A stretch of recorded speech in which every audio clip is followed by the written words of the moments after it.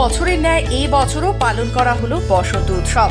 Raniganj TDB college প্রাঙ্গণে শুক্রবার 21শে March পালিত হলো বসন্ত উৎসব। বসন্তের রঙিন এই দিনটি শিক্ষার্থীদের মাঝে আনন্দ উৎসবের আমেজ ছড়িয়ে দেয়।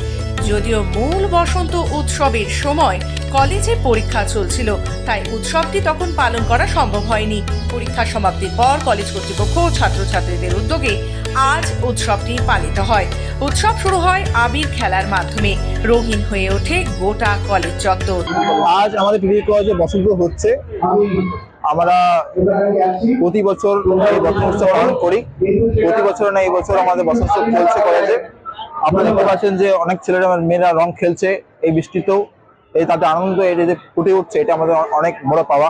উৎসবের অংশ হিসেবে আয়োজিত হয় সাংস্কৃতিক অনুষ্ঠান, যেখানে কলেজের ছাত্রছাত্রীরা গান, নাচ ও কবিতা আবৃত্তি পরিবেশন করে।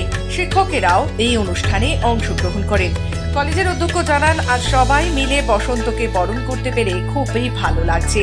এভাবে আমাদের সংস্কৃতি ঐতিহ্যকে ধরে রাখতে হবে। দেরি হয়ে গেল কারণ হোলি বা দোলের আগের দিন আমাদের ফার্স্ট সেমিস্টারের ইউনিভার্সিটি পরীক্ষা চলছিল। আমরা একটু লেটই হয়ে গেল আমাদের এই বসন্ত উৎসব পালন করবার জন্য। কিন্তু আমরা আমাদের ছাত্রছাত্রীদের সবসময় আমরা চাইবো সাংস্কৃতিকভাবে তারাও খুব উজ্জ্বল হোক, তাই আমরা একটু লেট হলেও বসন্ত উৎসবটা করেছি।